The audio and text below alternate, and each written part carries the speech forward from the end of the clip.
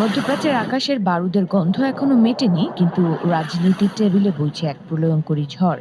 Israeli প্রধানমন্ত্রী Benjamin Netanyahu কি নিজের পাতা জালেই নিজে আটকা পড়লেন? যে ইরানকে ধ্বংস করার শপথ নিয়ে তিনি ট্রাম্পের প্রশাসনকে যুদ্ধে টেনে এনেছিলেন, সেই ইরানই কি এখন মধ্যপ্রাচ্যের নতুন ভাগ্য বিধাতা হতে যাচ্ছে?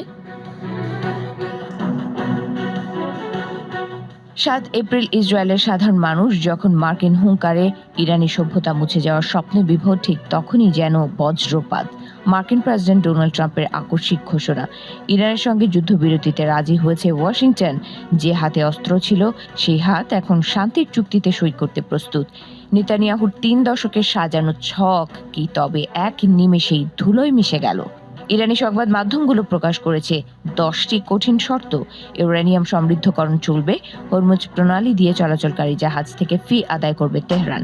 অর্থাৎ যুদ্ধের পর ইরান দুর্বল হওয়া তো দূরে থাক, বরং তারা এখন আকস্মিক পরাশক্তি হিসেবে স্বীকৃত। যে হরমুজ প্রণালীকে ইসরায়েল ভয় পেত, তার চাবি এখন সরাসরি তেহরানের পকেটে। রাজনৈতিক বিশ্লেষকদের মতে এটি কেবল যুদ্ধবিরতি নয়, এটি নেতানিয়াহুর রাজনৈতিক ক্যারিয়ারের এপিটাফ। নিউ ইয়র্ক টাইমসের প্রতিবেদন বলছে, নেতানিয়াহু একাই এই যুদ্ধ শুরু করেছিলেন। লক্ষ্য ছিল ইরানের শাসন ব্যবস্থা উপড়ে ফেলা, কিন্তু বাস্তব চিত্র তার উল্টো। শাসকরা বহাল তবিয়তে, আর নেতানিয়াহুর মসনদ এখন টালমাটাল। ইসরায়েলিদের বলা হয়েছিল লেবাননের প্রতিরোধ যোদ্ধারা শেষ, তাদের নেতারা নিশ্চিহ্ন।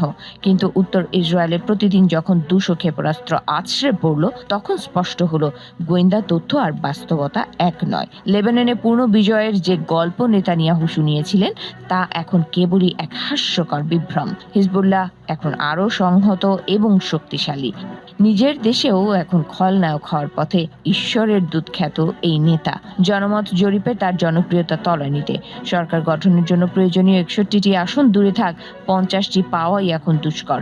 ডানপন্থী ভোটারদের যে সমর্থন তাকে টিকিয়ে রেখেছিল, সেই আস্থার দেয়ালে এখন বড় বড় ফাটল ধরেছে।